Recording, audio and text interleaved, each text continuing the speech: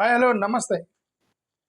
రెండు ప్రభుత్వాలు, ఇద్దరు నాయకులు, సేమ్ ఎన్డీఏలో ఉన్నటువంటి ఇద్దరు యొక్క పరిస్థితి. నితీష్ కుమార్ వర్సెస్ చంద్రబాబు నాయుడు గారు. ఇద్దరు ఎన్డీఏలో భాగస్తులే. ఇద్దరు ఒకే ఎలియన్స్, ఒకే నాయకుడిని పొగుడుతూ, ఒకే నాయకుడిని రోజు ఆకాశానికి ఎత్తుతూ నరేంద్ర మోడీ గారి కోసం పనిచేస్తున్నటువంటి ఇద్దరు నాయకులు నితీష్ కుమార్ అండ్ చంద్రబాబు నాయుడు గారు ఒకే ఎలియన్స్లో ఉండి ఎందుకు ఒకరి మీద ఒకరు చట్టాలు వేసుకున్నారు అనేది నాకు కూడా ఒక పెద్ద ప్రశ్న వచ్చింది. ఏంటి చట్టం? నేను ఇక్కడ ఈ వీడియోలో ఎవరిని విమర్శించట్లేదు, ఎవరిని పొగడటం లేదు. ఓకే, విమర్శించడానికి ఇద్దరు ఒకే ఎలియన్స్లో ఉన్నారు కాబట్టి ఇద్దరిని మనం విమర్శించలేము, ఒకరిని ముగ్గురు ఒకరించలేము. ఇద్దరు కూడా ఎన్డీఏ వాళ్ళే. అలాగని ఇద్దరిని క్రిటిసైజ్ చేయలేము, ఎందుకంటే వాళ్ళిద్దరు చట్టాలు వేసుకున్నారు కాబట్టి ఎనాలిసిస్ మాత్రమే చెబుతాను. అంటే నాకు వచ్చిన అనుమానం మాత్రమే చెబుతాను. Why the two political leaders were part of same NDA are against each other issuing government orders అనేది ఇక్కడ నా ప్రశ్న.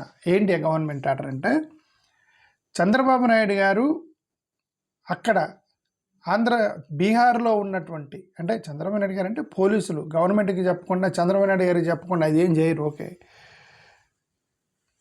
ఆంధ్ర పోలీసులు అంటే ఏపీ గవర్నమెంట్ అంటే చంద్రబాబు నాయుడు గారు ఒక ట్రైబల్ ఐపీఎస్ ఆఫీసర్ సునీల్ నాయక్ని అరెస్ట్ చేయమని పోలీసులకు పంపించారు. That is not the issue between Chandrababu Naidu and Nitish Kumar.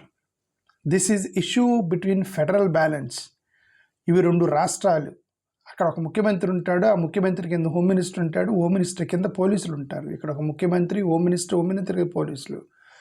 రెండు ఫెడరల్ బ్యాలెన్స్డ్ స్టేట్స్ మధ్య ఎకీబికిన ఇంత ఎక్స్పీరియన్స్ ఉన్న చంద్రబాబు నాయుడు గారు పోలీసుల్ని ఎందుకు పంపించారు అనేది ఒక క్వశ్చన్ మార్క్.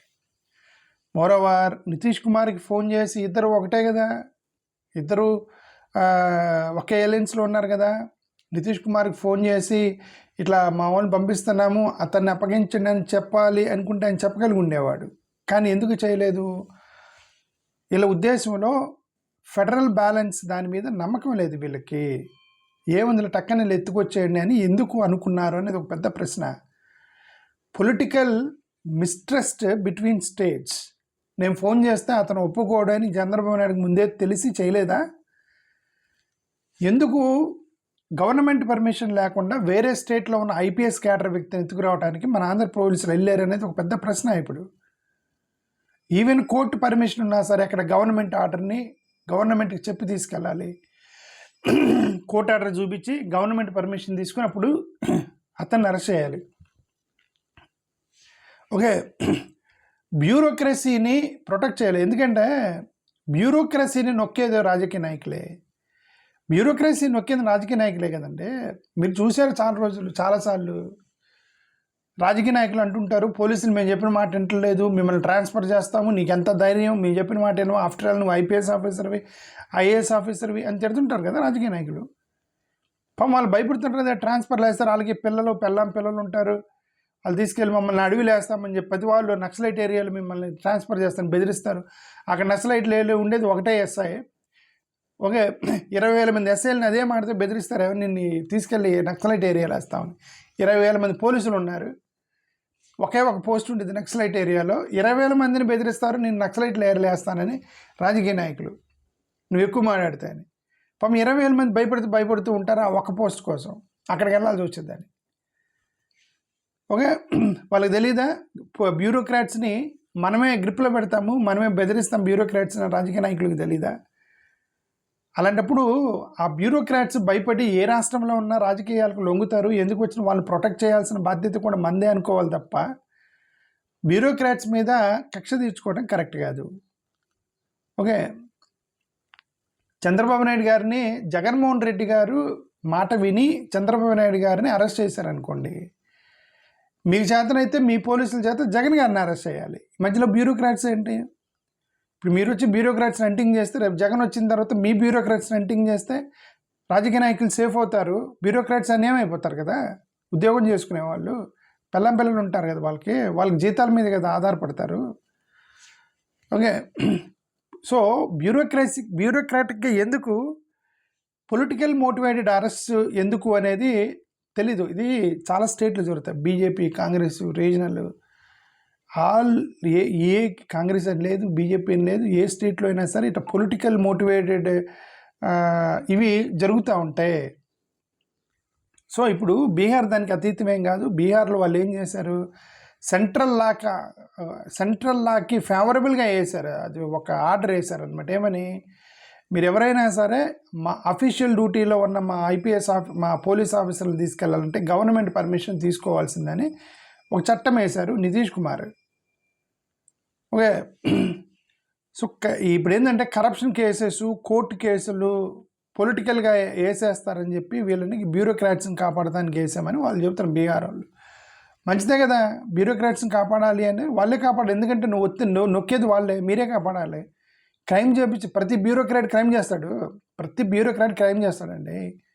ఏదో ఒక చోట లంచాలకు లొంగు భయపడు, లేదంటే బెదిరించారనో, రాజకీయ నాయకులు బెదిరించారనో చూసి చూడనట్టుగా వదిలేస్తాం. ప్రతి బ్యూరోక్రాట్ ఎక్కడో చోట కాంప్రమైజ్ అవుతాడు. ఆ కాంప్రమైజ్ చేయించేది మీరే కాబట్టి వాళ్ళు ప్రొటెక్ట్ చేయాల్సిన బాధ్యత కూడా మీదే కదా అనేది నా ఉద్దేశం. ఓకే, ఇప్పుడు ఇద్దరు కూడా నేషనల్ ఎన్డీఏ బాగా వస్తలేదు, కానీ మరి ఎందుకు ఇలా ఒకరి మీద ఒకరు వేసుకున్నారనేది ఇంక వాళ్ళిద్దరు మాట్లాడుకుంటే కానీ తెలియదు. వాళ్ళిద్దరు ఒకరు బయట చెప్తే తప్ప తెలియదు.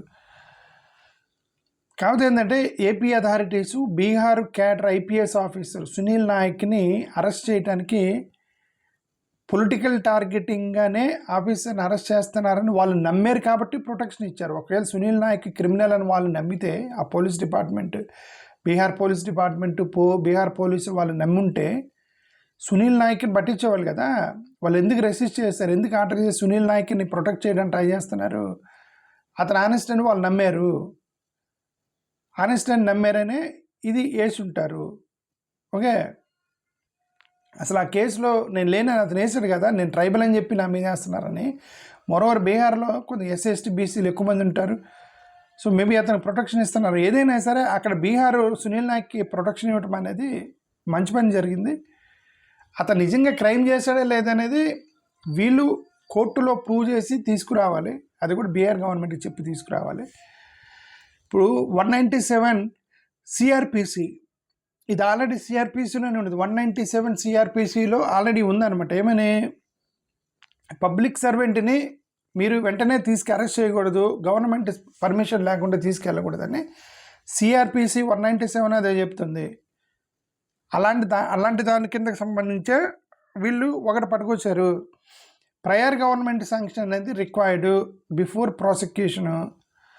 Okay, officer lathi charge official duty చేసినప్పుడు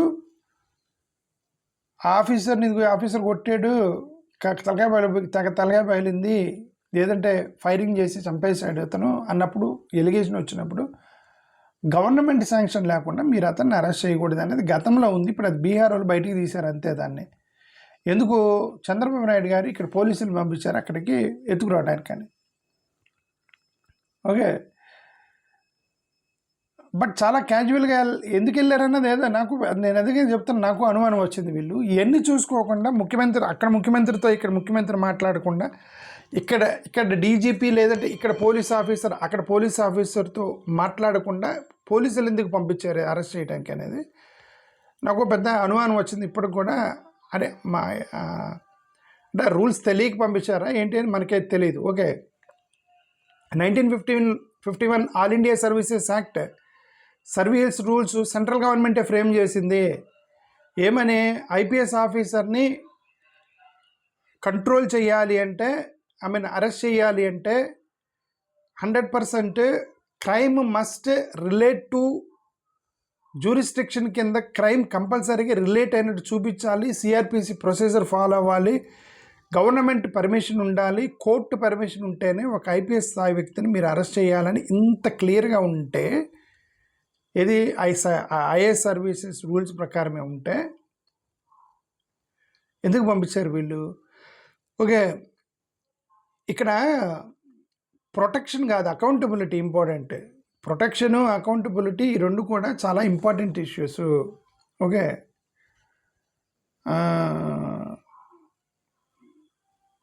ఇప్పుడు the IPS Sunil Naik UR ఇక్కడ ఒక ఆర్టికల్ రాశారు ఒకసారి. IPS services of cadre state even before Bihar's recent move sanction 197 CRPC మాట్లాడాను దాని గురించి. ఓకే సరే, ఎనివే నేనేమన్నానంటే అంత అంత ఈజీగా గవర్నమెంట్ వాళ్ళు ఎలా వెళ్ళారు అతన్ని అరెస్ట్ చేయడానికి? అక్కడ నితీష్ కుమార్ ఎందుకు ఆపాడు అనేది ఒక పెద్ద ప్రశ్న. థ్యాంక్ యూ, నమస్కారం.